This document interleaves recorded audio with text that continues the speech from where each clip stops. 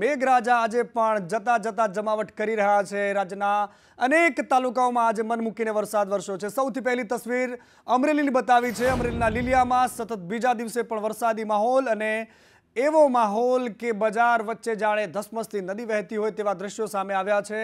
આ અમરેલીના લીલિયાના છે। સતત બીજા દિવસે અહીંયા વરસાદ વરસી રહ્યો છે। મેઘમહેરથી સ્થાનિક નદીઓમાં ઘોડાપૂર ઉમટ્યું છે અને આ દ્રશ્યો તમે જોઈ રહ્યા છો અમરેલીના કે જ્યાં ચેકડેમ, તળાવ, નદી નાળા તમામ છલકાઈ રહ્યા છે। આ અમરેલીમાં ફરી એકવાર લીલિયાના ઘોડાવદર, પુંજાવદર અને સલડીમાં વરસાદ વરસ્યો છે। આંબા, કણકોટમાં પણ આજે સતત બીજા દિવસે વરસાદ છે। એની સાથે સાથે ખેતરોમાં પણ પાણી ભરાયેલા છે। ખેતરો પાણીથી તરબોળ છે અને અમરેલીની ધરતીમાં અને અમરેલીના ખાસ કરીને લીલિયામાં જોરદાર વરસાદના દ્રશ્યો જોઈ રહ્યા છો। અમરેલી જિલ્લાના લીલિયા શહેરની અંદર સતત બીજા દિવસે આજે ધોધમાર વરસાદ વરસી રહ્યો છે। ત્યારે આપ જોઈ રહ્યા છો શ્યામ સરોવરના જે દ્રશ્યો છે તે ખરેખર મનમોહક છે। આ સરોવર ઓવરફ્લો થયું છે અને રસ્તા ઉપર જે પાણી છે એ વહી રહ્યું છે। ત્યારે લીલિયા શહેર સહિત આસપાસના વિસ્તારોના ખેડૂતોમાં ભારે જે છે ખુશીનો માહોલ જોવા મળી રહ્યો છે। લીલિયા શહેરની અંદર પણ મુખ્ય બજારોની અંદર પાણીની નદીઓ વહેતા હાલ જે ધંધાદારીઓ છે, વ્યાપારીઓ છે, તેને પણ ભારે મુશ્કેલીઓનો સામનો કરવો પડી રહ્યો છે। પ્રદીપ ઠાકર, સંદેશ ન્યૂઝ, લીલિયા। હવામાન વિભાગની આગાહીના પગલે અમરેલી જિલ્લાના લીલિયા શહેર સહિત આસપાસના વિસ્તારોમાં ગત રાત્રે જે પ્રમાણે વરસાદ પડ્યો હતો 1 કલાકની અંદર 3.5 ઇંચ જેવો વરસાદ વરસવાથી આજે મુખ્ય બજાર નાવલી બજાર કહેવાય છે તેમાં 4-4 ફૂટ પાણી વહી ગયા હતા અને જે વેપારીઓ છે તેઓ પણ ખુશ થયા હતા, ખેડૂતો પણ ખુશ થયા હતા। એકંદરે આ દુકાનોની અંદર કોઈ પણ જાતનું નુકસાન થયું નથી। હાલ પણ વરસાદ ચાલુ છે અને આ નદીની અંદર જે પાણીનો પ્રવાહ છે તે પણ આપ જોઈ રહ્યા છો। આ વરસાદ વરસવાથી ખેડૂતોને ખૂબ જ ખુશીનો માહોલ જે છે જોવા મળી રહ્યો છે। પ્રદીપ ઠાકર, સંદેશ ન્યૂઝ, લીલિયા, અમરેલી।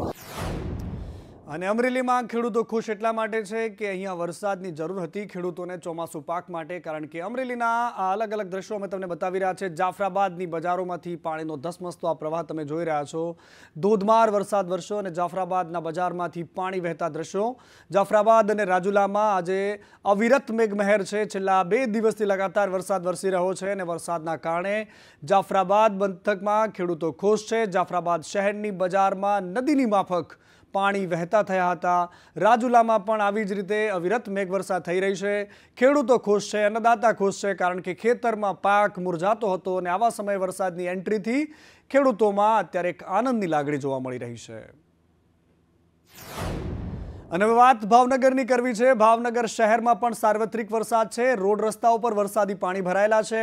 નિર્મળનગર, માધવ રતન બિલ્ડિંગ પાસે વરસાદી પાણી ભરાયા છે અને આ આકાશી દ્રશ્યો અમે તમને બતાવી રહ્યા છે કે ભાવનગર શહેરમાં પણ આજે સાર્વત્રિક વરસાદ વરસ્યો છે। બજાર વચ્ચેથી ધસમસતા પાણીના પ્રવાહને તમે જોઈ રહ્યા છો અને ભાવનગરમાં ચારેકોર પાણી ભરાયેલા આ દ્રશ્યો। ભાવનગર શહેરમાં આજે કહી શકાય વહેલી સવારથી ધોધમાર વરસાદનું જે આગમન થયું છે। ત્યારે હાલ કહી શકાય કે 2 ઇંચથી વધુ વરસાદ છે તે ખાબકવા પામ્યો છે। ત્યારે હાલ ભાવનગર શહેરમાં અવિરતપણે ધોધમાર વરસાદનું આગમન છે તે શરૂ છે। ત્યારે સંદેશની જે ટીમ છે તે રિયાલિટી ચેક કરવા માટે તેને ગ્રાઉન્ડ ઝીરો ઉપર આવી પહોંચી છે। ત્યારે ભાવનગર શહેરના કુંભરવાડાનો જે વિસ્તાર છે આ વિસ્તાર કહી શકાય કે શીતળા માતાની ડેરી પાસેનો જે વિસ્તાર છે તે પાણી ભરાવાની સમસ્યા છે તે જોવા મળી રહી છે। વર્ષોથી અહીંયા પાણી ભરાવાની સમસ્યા છે તે જોવાઈ રહી છે, પરંતુ કોઈ પણ રસ્તા પર પાણીનો નિકાલ કરવા માટે થઈને મનપાની કોઈ કાર્યવાહી થતી ન હોવાને કારણે વાહન ચાલકો છે તેને ભારે મુશ્કેલી વેઠવાનો વારો આવી રહ્યો છે। ત્યારે હાલ કહી શકાય કે જે રીતે ઘૂંટણસમાં પાણી જે ભાવનગર શહેરના કુંભારવાડા વિસ્તારમાં ભરાયા છે તેના કારણે હાલ વાહન ચાલકો છે તે ભારે પરેશાન થયા છે। મયુર દવે, સંદેશ ન્યૂઝ, ભાવનગર। અને ભાવનગર શહેરની સાથે ભાવનગરના અલંગમાં પણ આજે ધોધમાર વરસાદ વરસ્યો। ઠેર ઠેર પાણી ભરાયેલા દ્રશ્યો સામે આવ્યા। નીચાણવાળા વિસ્તારોમાં જાણે તળાવ ભરાયેલું હોય તેવા દ્રશ્યો પણ તમે જોઈ શકો છો। અલંગના દ્રશ્યો છે કે જ્યાં વરસાદ બાદ પાણી ભરાયેલા હતા। રેડક્રોસ હોસ્પિટલની આસપાસ ઘૂંટણસમાં પાણી ભરાયેલા આ દ્રશ્યો તમે જોઈ રહ્યા છો। પાણી ભરાવાના કારણે સ્થાનિકોને ભારે મુશ્કેલી પડી। આ અલંગ પંથકમાં પણ આજે જોરદાર વરસાદ પડ્યો છે। અને અલંગની સાથે સાથે શિહોરમાં પણ આજે ધોધમાર વરસાદ પડ્યો। શિહોર શહેર અને ગ્રામ્ય પંથકમાં આજે વરસાદી વાતાવરણ રહ્યું છે। રસ્તા પર નદી વહેતી હોય તેવા દ્રશ્યો સામે આવ્યા। સુરકા દરવાજાની આગળ પાણીનો જોરદાર પ્રવાહ જોવા મળ્યો છે। વરલ નજીક નદી અને વોકળામાં પણ પાણી વહેતા થયા હતા। આ શહેરની વચ્ચેથી જે વહેતું વોકળું છે તેના દ્રશ્યો છે કે જ્યાં ધોધમાર પાણીનો પ્રવાહ જોવા મળી રહ્યો છે। અને ભાવનગર જિલ્લામાં સાર્વત્રિક વરસાદ અને વરસાદની અલગ અલગ તસવીરો। જે જિલ્લામાં 3 ઇંચ કરતાં વધારે વરસાદ વરસ્યો છે ત્યાં રોડ રસ્તા પર પાણી ફરી વળ્યા હતા। ભાવનગર શહેર, અલંગ, શિહોર, ગારિયાધાર અને વલભીપુરમાં આજે વરસાદ વરસ્યો છે, જેના અલગ અલગ દ્રશ્યો અમે તમને બતાવી રહ્યા છે। સાથે સાથે આ અલગ અલગ પંથકમાં આજે ખેડૂતો ખુશ થાય તેવો વરસાદ હતો, કારણ કે મેઘરાજાની અન્નદાતા રાહ જોતા હતા। અને બરવાળા તાલુકામાં પણ પવન સાથે વરસાદ વરસ્યો છે। બરવાળા શહેરમાં ધોધમાર વરસાદ વરસ્યો, ગાજવીજ સાથે વીજળીના કડાકા ભડાકા અને દિવસે પણ અંધારા જેવો માહોલ।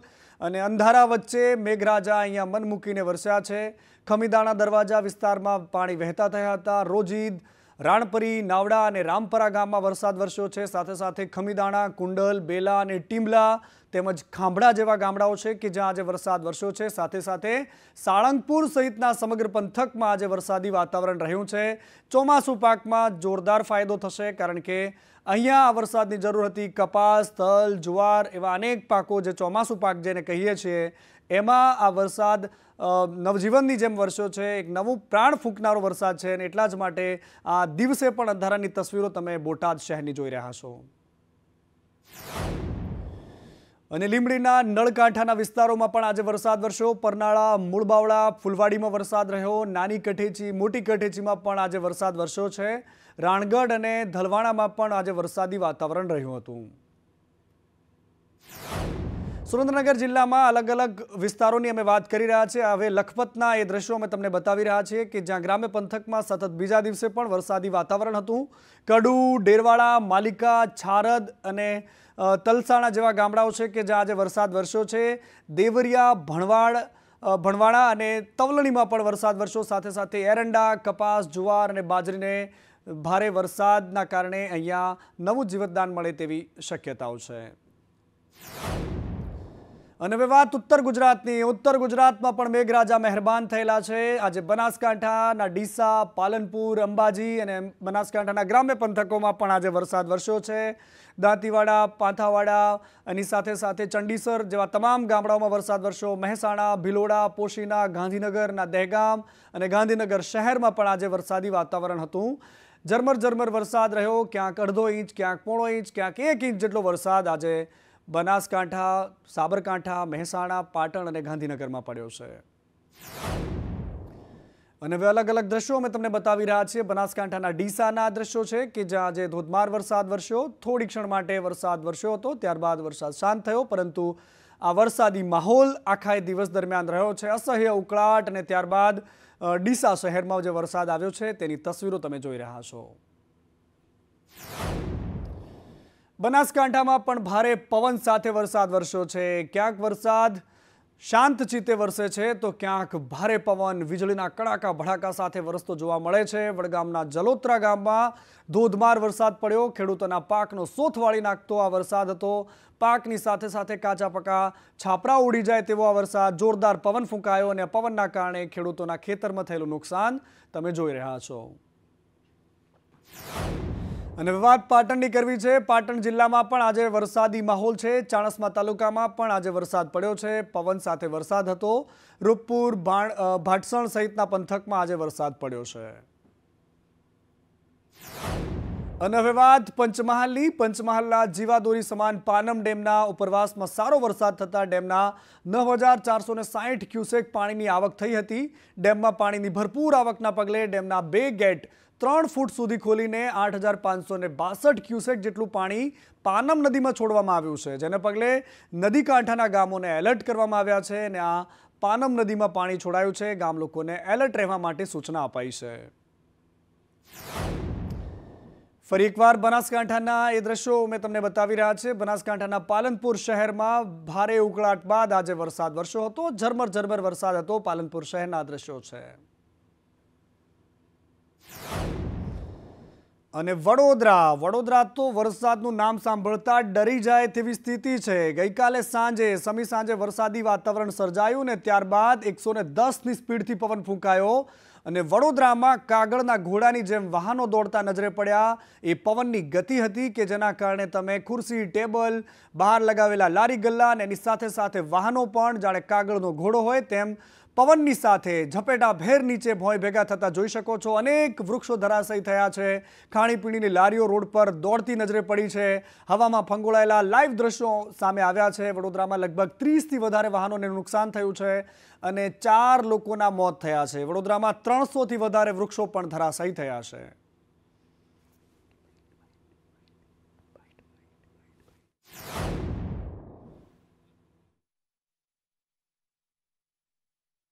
વરસાદની આગાહી હવામાન વિભાગે જાહેર કરી છે। આગાહીના પગલે અનેક વિસ્તારોમાં એલર્ટ છે।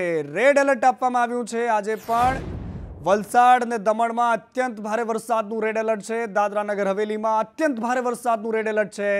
સુરત, તાપી અને નવસારી તેમજ ડાંગમાં ઓરેન્જ એલર્ટ છે। અમરેલીમાં અતિ ભારે વરસાદનું ઓરેન્જ એલર્ટ છે। ગીર સોમનાથ, ભાવનગર અને અમદાવાદમાં પણ યલો એલર્ટ આપવામાં આવ્યું છે। આણંદ, ભરૂચ, વડોદરા, નર્મદા અને છોટાઉદેપુરમાં પણ યલો એલર્ટ આપવામાં આવ્યું છે।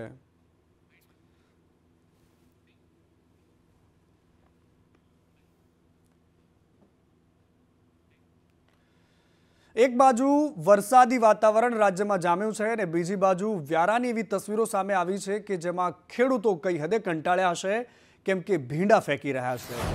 વ્યારા એપીએમસીમાં ફરી એકવાર ખેડૂતોએ બબાલ કરી। બબાલનું કારણ એ હતું કે ભીંડાનો ભાવ નથી મળતો અને ભીંડા પકવતા ખેડૂતો રોષે ભરાયા। ભીંડાના ભાવો ગગડતા ખેડૂતોનો ગુસ્સો 7મા આસમાને હતો। વેપારીઓ અને ખેડૂતો વચ્ચે એક બેઠક મળી હતી અને આ બેઠકમાં કોઈ જ સમાધાન ન નીકળ્યું અને એના કારણે ખેડૂતો રોષે ભરાયા હતા અને ભીંડા લઈને આવ્યા। એપીએમસી માર્કેટમાં એની દુકાનોની બહાર અહીંયા ભીંડા ફેંકીને પોતાનો વિરોધ પ્રદર્શન કર્યો છે। ખેડૂતોએ એપીએમસીની તમામ દુકાનો પણ આજે બંધ કરાવી હતી। અને ગુજરાતના માથે વધુ એક વાવાઝોડું ત્રાટકવાની પૂરી શક્યતા જોવાઈ રહી છે। હવામાન નિષ્ણાંત અંબાલાલ પટેલ કહી રહ્યા છે કે ફરી એક વાવાઝોડું આવી રહ્યું છે રાજ્યમાં। 10થી લઈને 14 ઓક્ટોબરે વાવાઝોડાની આગાહી અંબાલાલ પટેલે કરી છે। આ સાથે જ તેમણે કહ્યું છે કે 72 કલાકમાં રાજ્યના અનેક ભાગોમાં ભારેથી અતિભારે વરસાદ વરસવાનો છે।